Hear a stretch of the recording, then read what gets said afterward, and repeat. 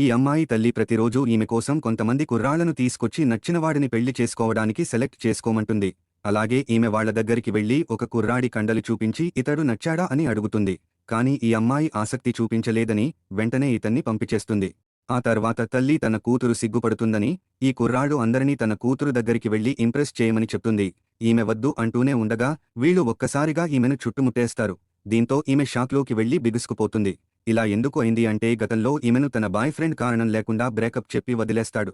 అప్పుడు ఈమె phone check చేయగా ఈమె బాయ్ ఫ్రెండ్ ఈమె క్లోజ్ ఫ్రెండ్తో రిలేషన్ పెట్టుకుని ఫోటోలు ఆన్లైన్లో పోస్ట్ చేస్తాడు. దీంతో ఈమె మనసు ముక్కలై డిప్రెషన్లోకి వెళ్లిపోతుంది. అప్పటినుండి ఈమెకు ఎవరైనా మగవాళ్లు దగ్గరకు వస్తే స్పృహ కోల్పోయి పడిపోతూంటుంది.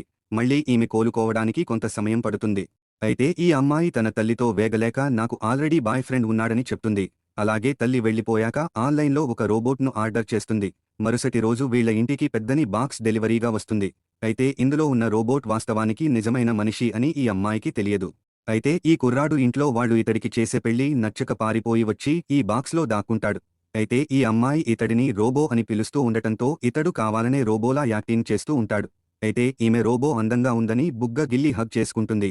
ఆ తరువాత ఈమె రోబోని టెస్ట్ చేద్దామని పడుకుని తన ముఖానికి ఫేస్ స్క్రీన్ రాయమని చెప్తుంది. కాని ఈ కుర్రాడు ఈమెను తాకగానే ఈ అమ్మాయి ఇతడి స్పర్శకు నిద్రలోకి వెళ్లిపోతుంది. అలాగే ఇతడు ఈమె అమాయకత్వం చూసి నవ్వుకుంటూ ఉంటాడు.